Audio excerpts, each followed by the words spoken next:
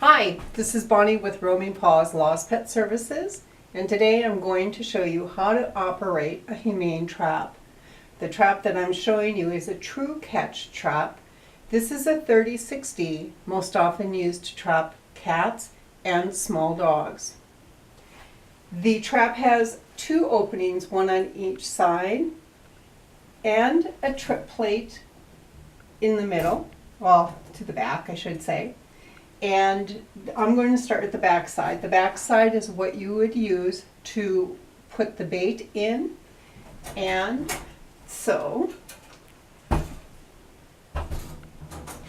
back side has a lever, and you move it up to open up the door.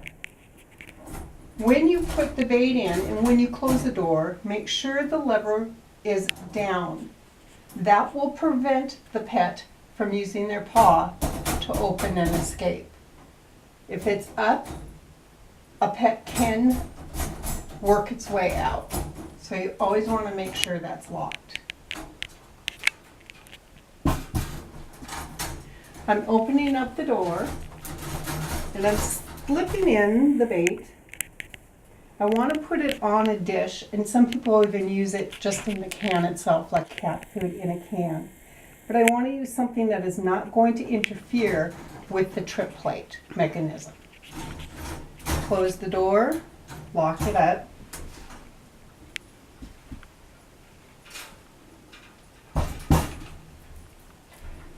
To open the door and to set the trap, there are two O-rings.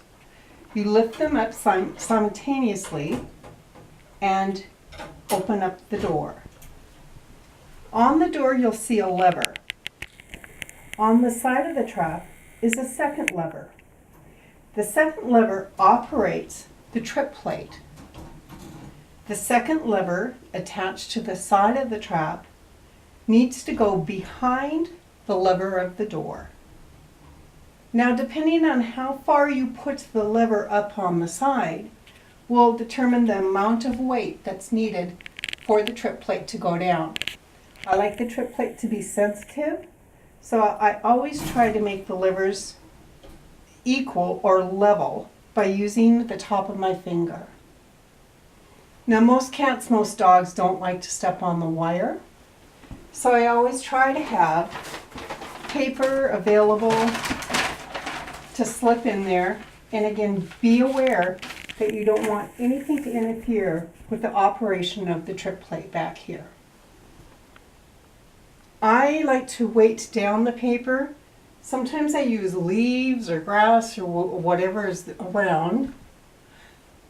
And I also will try to entice the missing pet back to the trip plate by leaving a little bit of food. And I'll leave a trail going in, and I'll even extend it out. Sometimes, and a lot of times, you're going to get other animals in your trap that your trap wasn't designed for. You're going to get a possum, you're going to get a raccoon, you're going to get a neighbor's cat. That's why I like having this door in back, because all you have to do is open it up and the critter will go out. I kind of like to let my neighbors know, or the people around me know, that I'm setting a trap up. If they have outside cats, they may want to keep them in.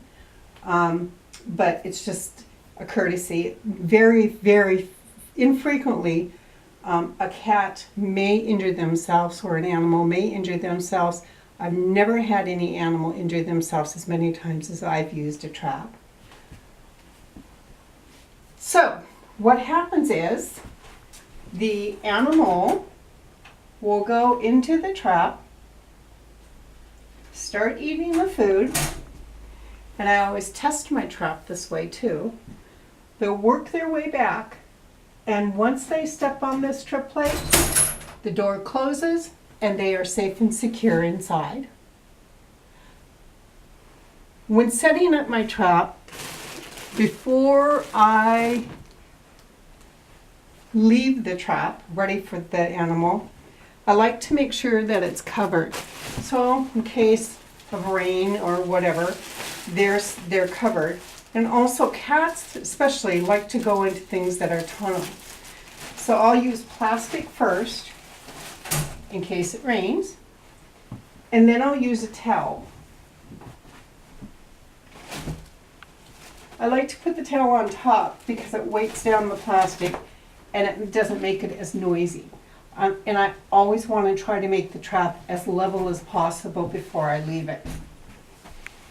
So this is the way I would do it for a cat. So again, now all I have to do is raise the O-rings, open the door, set the lever on the side equal to the lever on the door, and there you have it, ready to go. Good luck.